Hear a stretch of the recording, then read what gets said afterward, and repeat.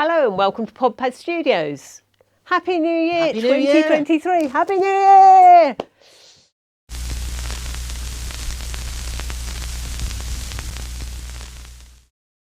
So, What are we doing in 2023?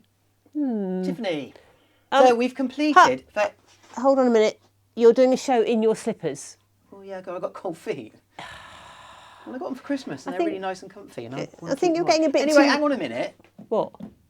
Have you not noticed something that you've forgotten? Well, you have to keep warm, don't you? You have to keep warm in the studio. And also, I don't know where my other hat's gone. My other furry hat has disappeared, so I had to buy myself a Christmas present. Yeah, so someone's nicked my other hat, and I have to get a Christmas present to be able to just keep warm. 'Cause it's Right, anyway, freezing. what are we doing? Anyway, it's phase 2. So, phase 2. So, those of you that don't know what phase 1 was, Ta-da! that was phase 1. So we have created a Tiffany, or a T1 FNY, a Terminator battlefield, what's it called? Robot. Battlefield, hunter-killer battlefield robot. Anyway, so why? Very good question. Now, she is completely radio controlled. So she's got all the gadgets. She goes forward, she goes backwards, all the lifts work, the guns spin up there. You've seen it. You've seen it all working. You've seen everything that she can do. It's interesting, wasn't it, that in the 2022-2023 film, well, the film was 2023, but I assume they started building the robots before that. 2023? No, 2023. That'd be good, wouldn't it? 2003 was the film, Terminator 3 film, but they must have started building it before that. I am listening to you, Master Maker. I think you're going to start rambling on about radios in a minute, so I might pop in some beauty sleep then. Anyway, she's completely radio controlled, but theirs weren't. In fact, they did do some radio control ones when they did them for the film, but they were kind of posable puppets.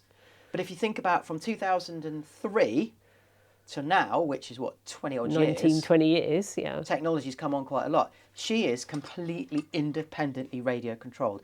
Everything that you see that this did in the film, I can do via radio control. Yeah. And you would think that would be enough, wouldn't you? But we had to start thinking about the show. So when we take our robots out, it's about what does that feel like as a person coming to an event to see the robot? And when we're taking out like a Dalek or a droid, people can kind of identify with the fact that you might want to build one of them maybe in your kitchen or your shed because they're not so big. But this is huge. Well, the droids only weigh, what, 40, 50 kilos. She weighs a quarter of a tonne. So when you're thinking about control, it's kind of like a whole different ball game. Yeah. You know, we thought about how can we make control interesting for people who are watching it. Well, it kind of came from the dragons, didn't it? Our dragons are all completely interactive. In fact, what we do with them is we kind of use them as a tool to teach people how control systems work. Analog, digital, cable control. You can move the cables. The kids absolutely love it. And then we just thought, well, why not do something like this with her? But we just thought, well, how? How do you do something with something that weighs what this weighs, open tracks and whatever? And then, of course, we met James. Now, we've known James, followed James for years and years and years. James's channel is amazing. The things he builds are just awesome. Unbelievable. Absolutely awesome. And he's a king of the 3D printer. If you haven't followed or looked at his channel, we'll put a link below. Just follow the channel. Totally Have a look. It's inspiring. really, really good. But I'm also conscious that this is a very smart guy, and a lot of the things that he does, I just can't follow. Not just, it's just me. And a perfect example of that was when we talk about control boards. Yeah. And it's interesting, Bubo, who sat behind you at the moment, we use, and I've got loads of control boards lined up here, we use this little board here, don't we, which is the Pololu Maestro board. Now, we use it because we can make his wings move and, eyes turn around or whatever. But do you know the reason we use this? No code. No code. You can Even code I it. can use it. But really, it's a puppeteering tool. Yeah. And these never fail. They've got low power consumption. They're tiny. They're easy to use. Really you can easy just to fit them use. together with all the connectors. When we took it out to the schools a couple of months ago, we did a STEM event. The kids instantly understood how to move the sliders, hit record. It's a bit like stop motion in the way it works. It's so simple. But what does this have to do with Tiffany? Well, you can't do what that. James did, well, should we show you? Yeah. So a little bit of the footage we took when James was here, we haven't showed you yet. Yeah. Because he started talking about, okay, you can make it move, but what about making it see? So what about, instead of it just being this? radio control, we give her an element of intelligence, Too. of automation, Scary, huh? It's a bit scary. Anyway, watch this. Hi, so we are here with James from X Robots, who is basically showing us this amazing new tech that possibly we might use on the T1. So basically this is a deep learning model from NVIDIA with their Jetson range, which pretty much comes out of the box of makers, and it has pre-trained deep learning models, which they've trained on thousands of images of roughly, well, 100 different household objects, which is stock, but you can retrain the model with some GUI tools and some scripts that they give you. So this is DetectNet, which detects, the first category is humans. So it should detect all the people. We could use it like robot vision, couldn't we? So this could be like what the robot actually sees. Yep, it will detect various other objects. So there's a cup or a wine glass, depending on how it's feeling. And if I go and put the camera down here, on the screen, if you can't see, it's actually saying what the object is. The keyboard and mouse, with any luck. So it changes colour, and then obviously the actual recognition comes. It says keyboard, mouse, person. It's brilliant. And it does cats, dogs, fridges, chairs. If I just get my chair and shove it over here, we should get a chair. It says chair. Sometimes it says toilet, but anyway, it's a light coloured chair, so we'll forgive it. From that we could get the data, and then you could control the robot to track objects, control autonomous Nerf blasters to shoot things, and so on, based on where's the biggest object, where is it, the coordinates on the screen, and so on. So imagine if we use that in the T1, so this is effectively what she sees, but then it can also track things. So basically we can move the head around, or we can move the arms and bits and pieces. It would be really, really, really cool. Or just use it for visual effects. Or the visual effect, yeah. So it's like Terminator vision, which would be really good, because it would then track all the objects. And it'd be a great conversation to have as well with people about how AI works and how... It makes you think, doesn't it, actually, when you see science fiction films, it makes you think that, you know, how far we actually are from the reality of those science fiction films. The original Terminator came out in the 70s, so maybe we're close to buy a £100 single board computer then that would do it. But how reliable is it? Could you put that into a 3-ton robot and trust it? I probably wouldn't. But yeah, and the other example is PoseNet, which does, again, it's been trained on thousands of images of humans doing different poses. They've had the skeleton sort of overdrawn them, and then it can identify your human pose. Yeah. It does legs as well, if I was smaller. And then you can strip out the coordinates for each joint. And again, you could use that to control things, couldn't you? And then, so you can work out if I'm looking left or right, which is in the console, and it should work out if my arms are up or down. Just basically on the point. Mrs. Breaker in the background there, sort of trying to get into the shot. Yeah, it's pretty good. It will track everyone in shot. All that will happen is the frame rate will slow down. So at the moment, this is running 11 frames a second, but the machine is limited to 5 watts. It will do about 20 in maximum power. There's a Jetson Xavier that will do a few hundred a second, which costs more, which is faster. And it's basically a box of GPU, NVIDIA GPU, that's doing all the processing. I can think of loads of uses for this. So that was, of course, in the summer when it was a lot warmer than it is now, and we didn't need our slippers and all that other stuff. Yeah. But we are so grateful for James to coming and talk to us and share some of his ideas with us. And what we're hoping to do is allow people that come to see Tiffany at shows to experience some of that. So we've gone on a little journey ourselves, and Master Maker's gone on a journey with control boards, and he's got his history of control boards laid out here. It was quite inspiring talking to him. It was amazing. There's a lot of the time, and I tell you this, and I know this is the reason that we're doing this. A lot of the time, I will buy a piece of electronics thinking, oh, I can do this, and I can do this, and I can do this. And then I come up against a problem and I don't know how to solve the problem. Yeah, whereas if it's a physical problem, like you've had a lot of problems with the lifting mechanism, and you've just gone back and back and back and re-engineered it until you sorted it out. Because that's what I can do. I can kind of solve those problems. But when it comes to this stuff and coding, I don't know, and I find it a little bit more difficult to learn it. But anyway, so really, we talked a little bit in, not last episode or the episode, we talked a little bit about this little thing. And this is the gyro control.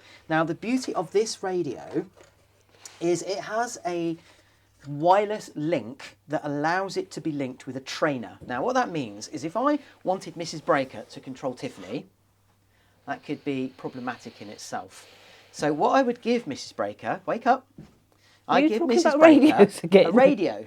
But I retain control of the master radio. It's called a trainer link.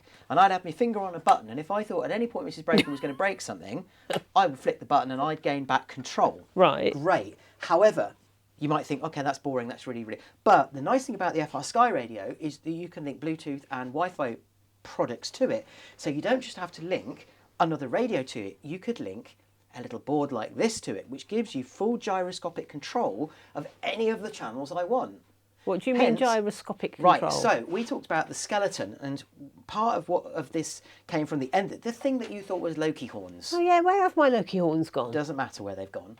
But the idea is that you'll be able to stand in front of Tiffany, and this is actually relatively straightforward. And as I said, I've already kind of showed you this, that you'll be able to raise and lower your arms, and all that's happening is that you're moving this around. This has got gyroscopes inside it, so when it moves in different axes, I can link that through the power link through the trainer to the radio, and physically then assign a channel to move X-axis or the Y-axis or the Z-axis. But that's not really coding. That's just linking. linking. It's not coding. It's that's simply a exactly link. the same as But using the other little board, The clever thing about isn't it? this is it's literally once that chip is powered up, and this is a little Arduino. Yeah. Once this is powered up with the code that's written to it, it just does that, and that's brilliant. But how did you write the code? Well, you it's just kind of download like it? what you do is you kind of download it really, but Okay. you sort of download it and tweak it, and as you tweak it, you'll learn how to do it. But we're going to get into that later in future episodes because Bit more detail on that. I think would be so a good because idea. I suppose there's another Arduino there that we use that. You know, these are you asked me a while back, didn't you? What was the difference between an Arduino and a Raspberry Pi? Yeah. And the difference is that a Raspberry Pi is a self-contained computer. You can plug a keyboard and a mouse into it and network and literally go on the internet and browse the internet, play Minecraft, do whatever you want with that. Right. This you can't. This needs a computer connected to it to program it. Okay. So it's, but not all the time. Once the program's on it, It's got a like a memory on it. memory. It's like a memory, isn't yeah, it? you flash things to it and it's got inputs and it's got outputs. So, right. So you it's can like a use it memory stick with loads of inputs and outputs. exactly the same as the little one that we use. Runs Boo Boo. That runs Boo Boo, the Pololu Maestro. The difference is this can do obviously a lot more than this. But, you know, however, when it came to the, if you like, the deep learning the object systems, recognition. the object recognition, because It this is needs what a we lot went of with. software, isn't we it? thought, what if, because we've already got cameras built in, Which is Tiffany Cam. instead of this just being a camera that links to a screen, Yeah. and everybody goes around going like... So we've done this with most of our props. Yes. Most of them have, for example, the Dalek. We did one event where we had Vikki Cam.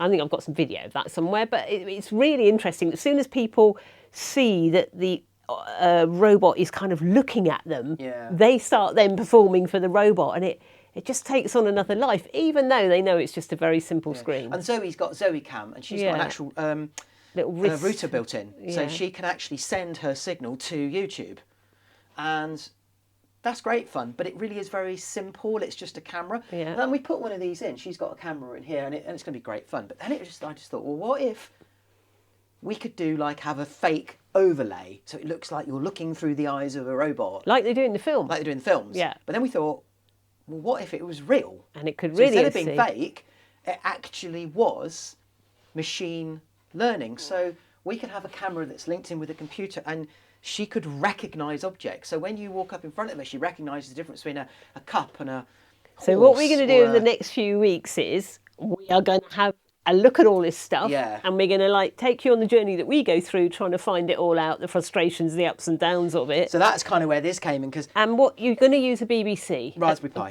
Raspberry Pi, rather. Sorry. Yeah, well, that's another one actually, a BBC Micro. I haven't They're another mentioned. one that we've used. So the reason they are Raspberry Pi is I need a computer. Yeah. Because I need to write the Python code, which is the language that's going to be used onto this. Now, I say that like I know what I'm talking about, but I don't, really, trust me. I've had a little bit of experience. This is a really early one. This is called a Raspberry Pi A, and we used one of these on the Batmobile. And when we had the fins opening on the Batmobile and the flames kicking out the back, kicks in at a certain speed. When the engine goes at a certain speed, it triggers this to cause all that to happen. So I've used these. We've used these for those before, and we've used them on other projects as well. Hence why I've got these. And as they've developed over the years, they've got more and more powerful. But in essence, that's a Raspberry Pi B, 3B. This is an original number 1.